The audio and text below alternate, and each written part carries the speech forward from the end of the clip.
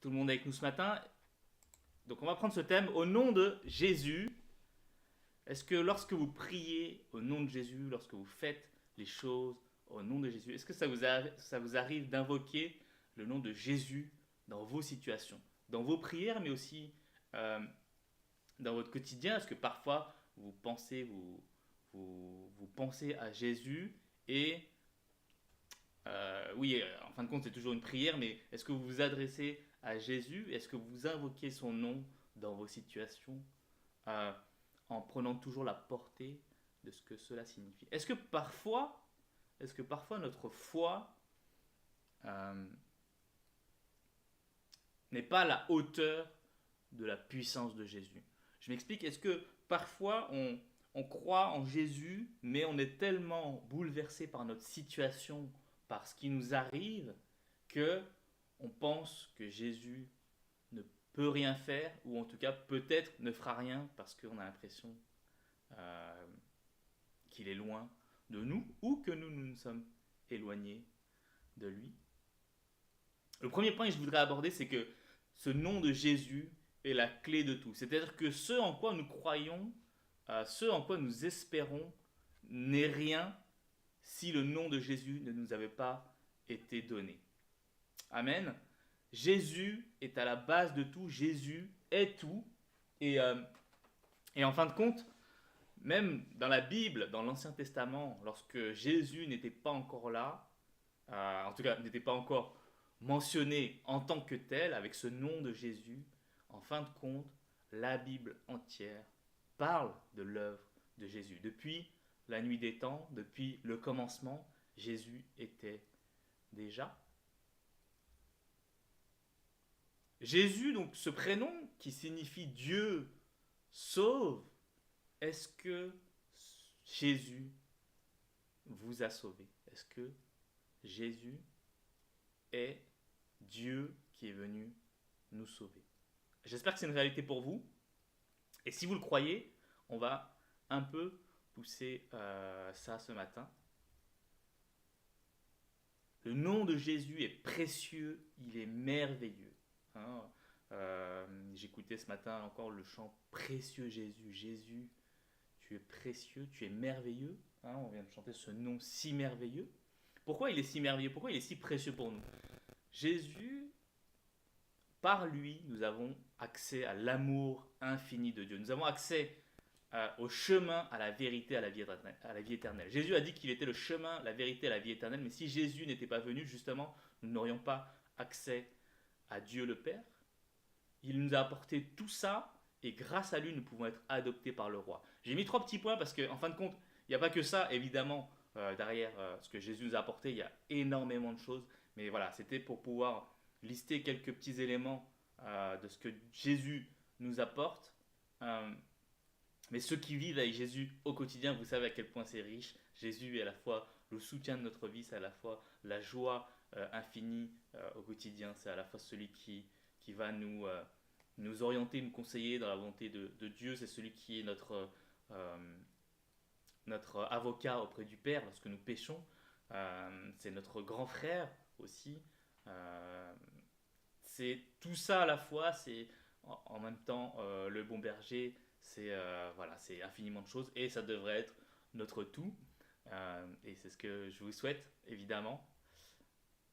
Il est donc digne d'être honoré, d'être loué, d'être adoré par nous. C'est ce qu'on fait par les chants, mais c'est ce qu'on fait aussi chaque jour au quotidien par la prière, par le temps qu'on peut passer avec lui, par aussi le fait de reconnaître son action dans notre vie chaque jour.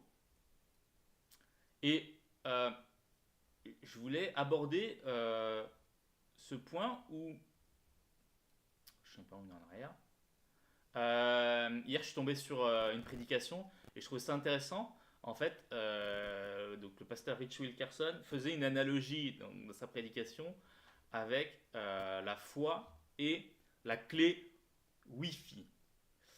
En fait, il comparait donc cette foi chrétienne avec un accès Wi-Fi. Donc tout le monde là aujourd'hui, par exemple, ce live, il est possible parce qu'on a accès à Internet, parce que on a accès au Wi-Fi, accès à la fibre pour avoir assez de connexion pour que ça fonctionne bien, correctement.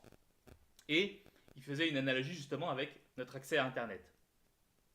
Moi, je trouve que ça fonctionnait plutôt bien. Euh, et du coup, moi, j'aimerais pousser ce concept du coup en disant que le nom de Jésus, dans cette analogie, serait le mot de passe. C'est-à-dire qu'en fin de compte, pour qu'on ait accès à Internet et qu'on ait accès à une connexion, qu'on puisse se connecter, etc., on a besoin d'un mot de passe Wi-Fi. Et de la même manière, pour avoir accès au Père, accès au pardon, accès à la vie éternelle, on a besoin du nom de Jésus, qui serait le mot de passe, la clé de tout. Jésus est la clé de tout. Euh, et dans cette prédication, le pasteur Rich, il soulevait quelques points qui étaient intéressants dans la comparaison. Et justement, il disait que aussi vrai que les gens persistent lorsqu'ils n'arrivent pas à rentrer le bon password, et je ne sais pas pour vous si c'est vrai, c'est que quand vous avez besoin d'accéder par exemple au Wi-Fi chez vous, mais surtout quand vous êtes en déplacement, quand vous demandez le mot de passe Wi-Fi, vous savez, la plupart du temps, quand le mot de passe il est un peu compliqué, eh bien vous allez devoir vous y reprendre à plusieurs fois, que vous allez un peu galérer pour rentrer le bon mot de passe. Mais il se trouve que même quand vous êtes en déplacement et que vous êtes à l'hôtel par exemple, bon souvent c'est un mot de passe plus simple, mais vous n'êtes pas sûr que ça va fonctionner du premier coup, vrai ou pas? Et du coup, vous savez que vous allez devoir peut-être persister 2, 3, 4 fois pour entrer le bon mot de passe, mais vous allez persister. Vous allez avoir foi que avec ce bon mot de passe, vous allez avoir accès à Internet et à toutes ces ressources. Et vous allez persister. Et donc, le pasteur Rich nous interrogeait sur pourquoi les croyants, eux, ils n'ont pas la même persévérance s'agissant de Jésus. Ils ont le bon mot de passe, qui est Jésus, et lorsqu'ils rencontrent des difficultés, au moindre sentiment de solitude, à la moindre épreuve à traverser, ah, Jésus n'est plus avec nous, Jésus euh, n'est peut-être pas aussi puissant qu'on croyait, Jésus n'a peut-être pas l'amour que l'on pensait pour notre vie, et on est déçu, et certains abandonneraient Jésus. Pourquoi on a autant foi que le password Wi-Fi va nous donner accès à Internet, mais pas aussi foi que Jésus va nous amener à la paix, à l'amour de Dieu? Et aussi vrai qu'un réseau Wi-Fi n'est pas visible, hein, on ne peut pas le voir de nos yeux, on sait que c'est des ondes hein, qui sont autour de nous. Aussi vrai qu'un réseau Wi-Fi n'est pas visible, mais que les gens croient au fait d'accéder à de nombreuses ressources d'Internet avec le bon mot de passe, croyons-nous aussi au fait que la foi invisible puisse accéder au plus grand trésor de ce monde avec le nom de ce monde visible mais surtout invisible avec le nom de Jésus comme mot de passe. Je ne sais pas si cette analogie vous parle, mais Jésus est la clé de tout. Une fois qu'on a accepté Jésus, on a accès au Père et en ayant accès au Père, on a accès au chemin, au sens de la vie, à la vérité qui se cache derrière notre naissance, derrière l'humanité, derrière la création du monde, derrière la relation que Dieu voulait. On a accès à la vie ici épanouie et la vie éternelle. Ainsi, tout comme un seul mot de passe. Pourquoi mon texte il a disparu? Oups, ça arrive.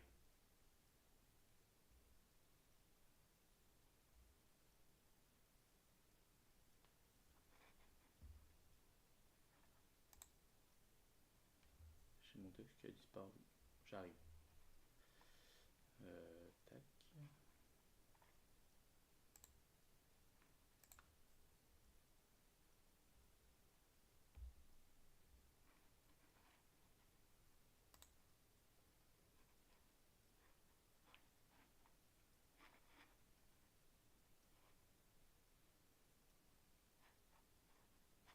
Je vais enlever les animations. Je pense que c'est ça qui gêne.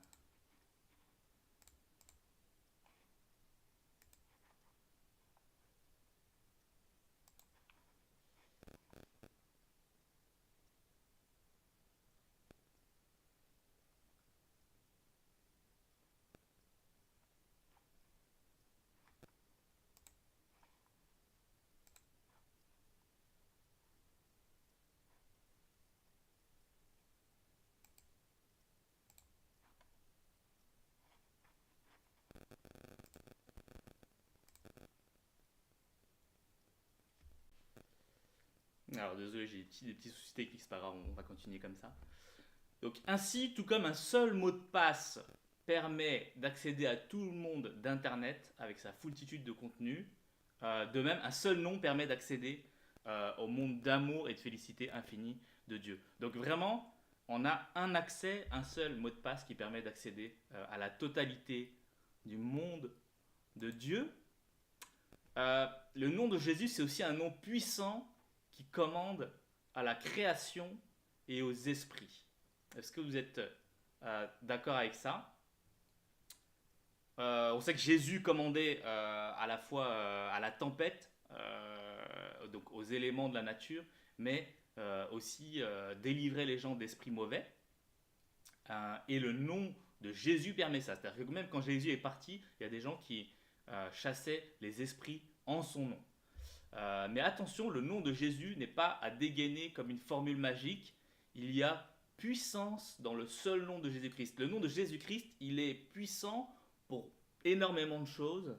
Il est puissant pas seulement pour commander aux esprits mauvais, mais il est puissant pour briser les chaînes du péché. Il est puissant pour briser la roue de la dépression. Il est puissant pour briser la tourmente de la maladie. Il est puissant pour briser les forces du mal. Il est puissant pour briser notre culpabilité et nos mauvais travers. Il est puissant pour briser les barrières aussi entre les gens, entre nous et les autres. Il est puissant pour briser l'abîme entre l'homme et Dieu. Amen. Le nom de Jésus est puissant pour abattre toutes ces limitations qui font que l'homme est esclave et prisonnier de son péché, est prisonnier de ses mauvais tourments, est prisonnier de ses inquiétudes, est prisonnier de tout ça dans sa vie.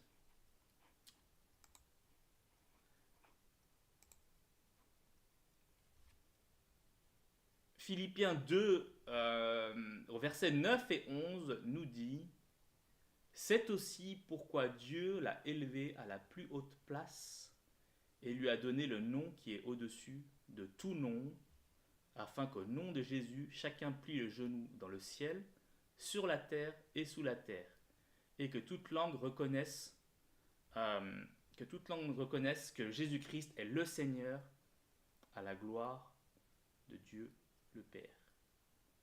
Amen. Ce passage nous rappelle en fait que Jésus a un nom qui a été placé au-dessus de tout nom et que tout puisse en fait réagir, répondre à ce nom en pliant le genou, que ce soit les créatures célestes comme les créatures sur la terre, comme sous la terre, autrement dit aussi jusqu'en enfer, que tout nom, que toute créature, que tout être vivant puisse plier le genou devant Jésus. Donc vraiment, le nom de Jésus a été placé au nom de tous les noms en termes de puissance. Et c'est un rappel ce matin de se dire que on a l'impression parfois qu'on prie Jésus comme si on était en proximité. Et c'est le cas, Jésus veut cette proximité avec nous. Et en même temps, parfois on oublie la portée de sa royauté, de sa toute-puissance. Et je pense qu'il est bon aussi de se rappeler que c'est pas parce qu'il veut nous être accessible qu'il en perd toute sa puissance et sa divinité. Et que lorsqu'on le prie, qu'on puisse avoir à l'esprit que sa toute-puissance est toujours présente et que c'est à cette puissance qu'on peut faire appel lorsqu'on est dans des situations difficiles ou aussi également lorsqu'on veut le remercier. C'est de se rappeler que c'est un Dieu tout-puissant qui veut agir dans nos vies. Le deuxième point, ce matin, au nom de Jésus, c'était de se poser la question, en fin de compte, est-ce que lorsqu'on invoque le nom de Jésus, c'est toujours vraiment... est-ce qu'on le fait vraiment en son nom, en fin de compte? C'est pourquoi on le fait, dans quel esprit on le fait, et est-ce que Jésus va agréer ou pas notre manière de faire ou non. Et on va voir en fait deux attitudes différentes ce matin pour justement se poser la question et aussi du coup faire un miroir par rapport à notre attitude. Est-ce que nous on agit plutôt comme l'un, comme l'autre? Dans Marc au chapitre 9, versets 38 à 40, Jean dit à Jésus, Maître, nous avons vu un homme qui chassait les esprits mauvais en usant de ton nom et nous avons voulu l'en empêcher parce qu'il n'appartient pas à notre groupe.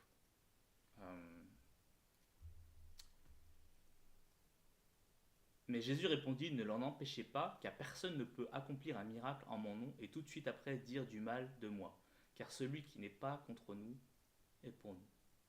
Donc ici dans ce passage, on voit que Jean est en train de parler à Jésus, donc un des disciples, et puis il lui dit, Seigneur Jésus, il y a un homme qui chasse les esprits mauvais en usant de ton nom, et nous avons voulu l'en empêcher parce qu'il n'appartient pas à notre groupe. Donc déjà, première réaction, est-ce que vous, quand vous lisez ce passage, vous vous dites, ok, donc il y a un gars qui est en train d'utiliser le nom de Jésus, mais il n'appartient pas au groupe qui suit Jésus. Est-ce qu'il en a le droit? Est-ce qu'il usurpe un pouvoir? Est-ce que il faut l'en empêcher, comme Jean pense? Et Jésus, on voit qu'il répond en disant, ne l'en empêchez pas, car personne ne peut accomplir un miracle en mon nom. Donc premier point, c'est de dire que personne ne peut faire de miracle si Jésus ne lui permet pas, en son nom, on voit bien en mon nom. Et tout de suite après, dire du mal de moi. C'est-à-dire que Jésus dit que, en plus, si quelqu'un va faire des miracles en son nom, c'est que quelque part, il est en train d'être attiré vers lui, vers Jésus, et donc qu'il ne va pas dire du mal. Donc c'est plutôt quelqu'un qui est sur le chemin pour se rapprocher de Jésus. Et que dans ce sens, il termine par celui qui n'est pas contre nous et pour nous. Dans ce sens, Jésus dit, finalement, cette personne-là, elle est plutôt dans notre camp, puisqu'elle n'est pas contre nous, elle amène les gens vers lui, et donc ça va plutôt dans le bon sens. On va voir un autre passage qui est dans Actes au chapitre 19, versets 11 à 17, et ici, on voit que c'est une situation bien différente. Donc, Dieu agissait d'une manière peu commune par Paul, apôtre de Jésus, et qui a beaucoup œuvré dans les églises des premiers temps. Il accomplissait des miracles extraordinaires par ses mains. On allait jusqu'à lui prendre ses mouchoirs ou son linge de corps pour les appliquer aux malades, et ceux-ci guérissaient. À leur contact, les mauvais esprits s'enfuyaient. Donc on voit que Paul a, par le nom de Jésus, un pouvoir qui lui est... le pouvoir de Jésus, en fait, le suit, et on voit que, de la même manière que Jésus, lorsque une des femmes avait touché ses vêtements et avait été guérie par sa foi, on voit que ici, les gens essayaient de toucher les vêtements de Paul ou de prendre ses mouchoirs pour de même avoir accès à la guérison. Et ça, c'est le pouvoir de Jésus qui transparaît à travers Paul. À leur contact, les mauvais esprits s'enfuyaient. Et donc, on voit, qu'est-ce qu'on voit? C'est un peu comme le monde d'aujourd'hui. Quand quelqu'un est brillant, quand quelqu'un a un pouvoir ou qui a quelque chose d'attirant chez lui, même du leadership, ça attire parfois de la jalousie, des gens qui veulent faire pareil. Et on voit ici que quelques juifs qui allaient de lieu en lieu pour chasser les démons s'avisèrent alors d'invoquer eux aussi le nom du Seigneur Jésus sur ceux qui étaient sous l'emprise d'esprits mauvais. Donc ils voulaient faire la même chose et user du pouvoir de Jésus de la même manière. Par le nom de ce Jésus que Paul annonce, disait-il, je vous ordonne de sortir. Donc il parlait aux mauvais esprits. Ceux qui employaient cette méthode étaient les 7 fils d'un certain Séva, un chef des prêtres juifs. Mais l'esprit malin leur répondit, et vous voyez ça, vous connaissez ce passage pour ceux qui l'ont lu déjà, mais c'est très intéressant. L'esprit malin leur répondit, Jésus, je le connais, Paul, je sais qui c'est, mais vous, qui êtes-vous? Et je ne sais pas si vous êtes déjà posé cette question de qu'est-ce que vous auriez fait si vous étiez à sa place, mais moi, j'aurais eu très, très, très peur. Récemment, on a vu un film qui traitait un peu de ce genre de cas sur l'exorcisme par les prêtres catholiques. Donc ça s'appelle The Priest, si vous voulez le voir. Et justement, il est question d'exorcisme par des prêtres au nom de Jésus. Et lorsque le démon ne répond pas immédiatement en fait à la puissance de Jésus pour quitter le corps, franchement ça fait peur. Donc l'esprit leur dit, mais vous, qui êtes-vous? En fait, l'esprit leur dit, mais moi je connais bien Jésus, je connais Paul, mais vous êtes qui en fait? Depuis quand vous suivez Jésus? Depuis quand vous suivez Paul? À quel moment je devrais à vous obéir? Là-dessus, l'homme qui avait ces mauvais esprits en lui se jeta sur eux, en maîtrisa deux et les malmena avec tant de violence qu'ils parvinrent à grand-peine à s'enfuir de la maison, roués de coups et les vêtements en lambeaux. Cet incident fut bientôt connu de tous les habitants d'Éphèse. Juifs et Grecs en furent profondément impressionnés. Un saint respect s'empara d'eux et le nom du Seigneur Jésus fut honoré. Donc à travers cette histoire, on voit que à la fin, le nom du Seigneur Jésus fut honoré. Un épisode avec un esprit malin fait que Jésus est honoré. Amen. Et voici dans le commentaire biblique de ce passage ce qu'on peut lire qui était intéressant. Autant il est vrai qu'un homme sympathique à notre cause, alors même qu'extérieurement il est parmi nos adversaires, doit être traité par nous en futur collaborateur. Donc ça fait référence notamment au passage précédent. Hein. Un homme qui va chasser au nom de Jésus, mais qui dans l'esprit se rapproche de Jésus, c'est quelqu'un qui est plutôt comme un futur collaborateur, en tout cas qui est du même côté que nous. Autant il est vrai qu'un homme appartenant extérieurement au même camp que nous, et là on parle ici justement de ces exorcistes juifs, mais travaillant dans un esprit opposé au nôtre, doit être considéré comme un réel adversaire. Et donc en fin de compte, on voit que à deux situations, pourquoi à un moment Jésus dit bah laisse faire cet homme, c'est ok qu'il puisse utiliser mon nom, et à un autre moment, on voit que même l'esprit malin dit mais moi je vous connais pas, comment ça vous parlez au nom de Jésus? Eh bien on voit ce dernier point qui est encore et toujours nos motivations profondes. Qu'est-ce qui va changer la donne? Qu'est-ce qui fait la différence entre les situations? C'est le fait, c'est l'attitude du cœur. En fait, on en revient toujours là, c'est quelles sont nos motivations profondes? Et quelles étaient les motivations profondes de ces exorcistes juifs par rapport à l'homme d'avant? Et je pense qu'on peut transposer cette question aussi dans notre vie à nous, de tous les jours. Le nom de Jésus, il est précieux, il est merveilleux, il est puissant, on l'a vu, pour nous libérer de plein de situations qui nous accablent dans cette vie ici-bas. Et il est puissant aussi pour que nous puissions aider les gens autour de nous en invoquant le nom de Jésus. Mais quelles sont nos motivations profondes pour le faire? Qu'est-ce qui nous motive à le faire? Et dans quel but le faisons-nous? Pour attirer la gloire sur nous ou pour aider vraiment les gens au nom de Jésus? Est-ce que si on invoquait le nom de Jésus, les esprits malins diraient que Jésus nous connaît ou non? Est-ce que nous sommes vraiment des disciples de Jésus? Est-ce que nous sommes vraiment à imiter Paul qui imite lui-même Jésus? Et c'est une question du coup qu'on peut se poser fondamentalement. On peut être comme les exorcistes juifs, paraître de l'extérieur dans le même camp, paraître des bons chrétiens, paraître des gens qui veulent faire le bien, et prier au nom de Jésus, et en fin de compte, ne pas vraiment être de Jésus, être dans la volonté de Dieu, être un enfant de Dieu, être proche de Dieu. Et de la même manière, il y a des gens qui veulent faire du bien, etc., qui vont pas extérieurement faire partie des croyants, et pour autant qui sont en chemin vers Jésus, et qui un jour peut-être effectivement seront à Jésus. Donc l'attitude de notre cœur reste toujours encore au centre de la question lorsque l'on parle de Jésus.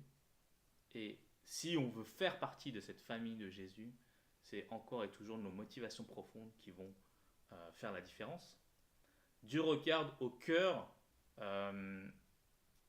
Dieu regarde au cœur.